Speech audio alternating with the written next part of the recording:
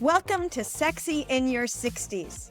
This is a space for women 50 and beyond who are choosing to live with vitality, intention, and joy in this chapter of life and the ones ahead of us. I'm your host, Devora Citron, registered nurse, National Board Certified Health and Wellbeing Coach, and Plant Strong advocate. On this podcast, we explore what truly helps women thrive in midlife and beyond through evidence-based health insights, real stories, practical strategies, and the deeper sense of meaning that makes life feel rich and connected. I intentionally chose the title, Sexy in Your 60s. When I use the word sexy, I'm not talking about sexuality or how we're seen. I'm talking about energy, confidence, presence, curiosity, purpose. Sexy is how you feel in your body. Sexy is how you move through the world. Sexy is knowing who you are and choosing how you want to show up. I believe this stage of life isn't about winding down. It's about waking up. Not in your 60s? You're still invited to join us. Each episode is designed to support you not just in how you live, but in how you feel in your body, your relationships, and your life. I'm so glad you're here. Let's begin. It was 2012, and I was recovering from back surgery, lying on my therapist's couch. Yes, literally lying on her couch, which I realize is about as cliche as it gets. And she looks at me and says, Devora, what are you going to give up? I stared at her like she was speaking a language I had never heard of. I had no idea what she was talking about. She said, you can't manage everything you've been doing. It's been breaking you, literally breaking you. Your body just told you so.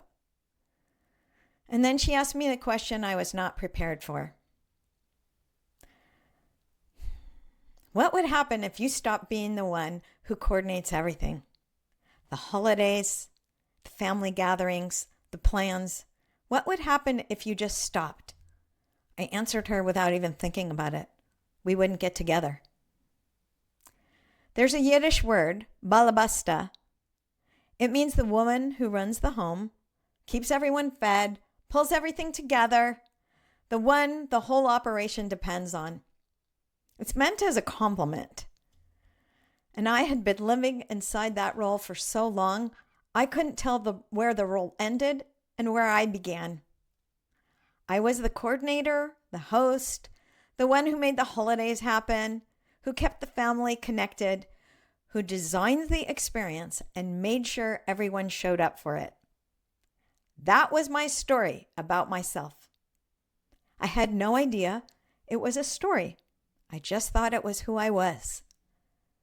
That's what was getting in the way. Not fear, exactly. Not laziness. And not other people. A story I had been living inside for so long, I couldn't see it from the outside. My therapist saw it. My body saw it. And I was the last to know. That was in 2012. I want to be honest with you. I'm still working on this. My kids are all married now. My sons and their wives have daughters. I have daughters-in-law and a son-in-law. The family has expanded and changed. And what I've had to learn, slowly, imperfectly, over many years, is that you cannot design other people's lives for them. I have this thing I do. I build a construct in my mind of how an experience should go. I can see the whole thing. Who comes, when, what we eat, how it feels. I put real care into that design. And then people don't want to play a part in it because they're not characters in my story. They're people living their own.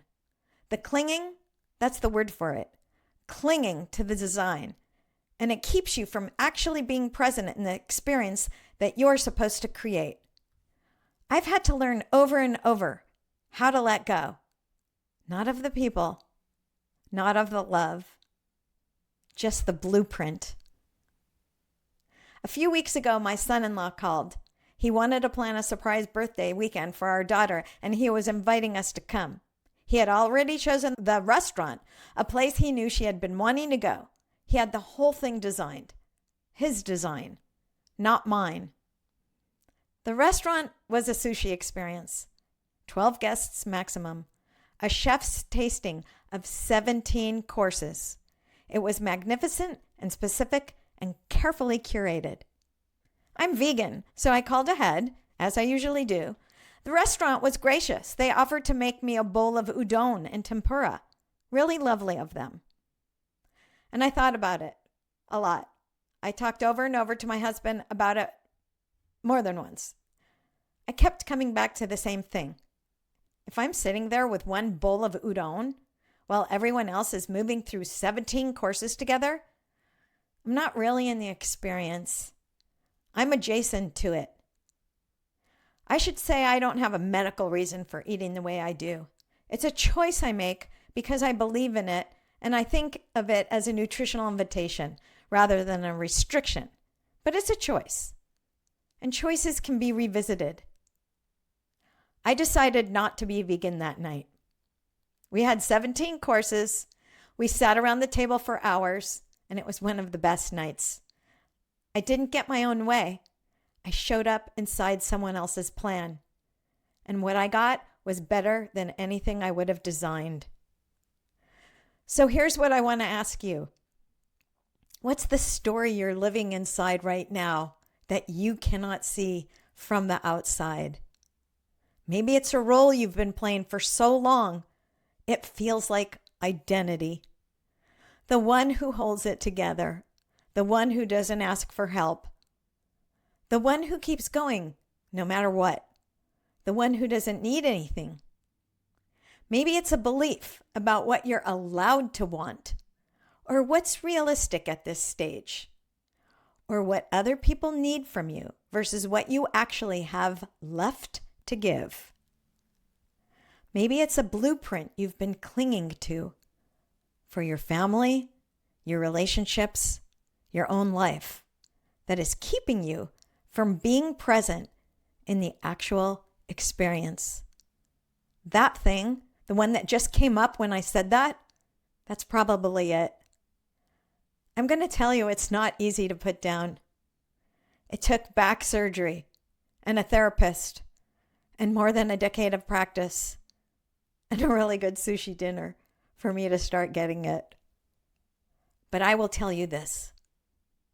What's getting in the way is almost never what we think it is.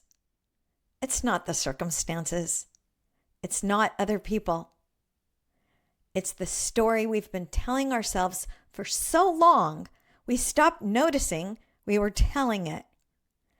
And the first step, the only first step, is seeing it. Next week, we're going to talk about what is actually possible. Because once you start seeing the story, something opens up. And I want to take you there. If this landed for you, share it with a woman who needs to hear it. Subscribe if you haven't. And I'll see you next Tuesday. I'm Devora Citron. This is Sexy in Your 60s. If you're a woman 50 and above and you're doing a lot of the right things, but you still don't feel as strong and steady as you want to, I'm hosting a free live workshop called the 5-Minute Reality Check for women 50 and above. We'll look at the 4 areas that quietly drive energy and aging well: strength, fiber, sleep, and alcohol. And you'll leave with one simple next step that you can actually do right away. Join me on Thursday, April 30th at 4:30 p.m. Pacific Time. Save your spot at slanttoplants.com/realitycheck. Thank you so much for spending this time with us. If today's conversation resonated with you, I invite you to take the next gentle step by downloading the Sexy in Your 60s Starter Guide, a free resource designed to help you reflect on what supports your energy, vitality, and sense of connection in this season of life. You'll find it linked in the show notes or at slanttoplants.com/ starter-guide. You can also explore more of my work, including health coaching, plant-forward nutrition, and resources for vibrant living at slant2plants.com. And for the ultimate transformation, join the Sexy in Your 60s coaching experience at sexyinyour60s.com. If this episode spoke to you, please consider following the podcast, leaving a review, or sharing it with someone who might need it right now. That's how these conversations continue to grow. Until next time, take care of yourself, stay curious, and stay boldly, beautifully sexy, exactly as you are.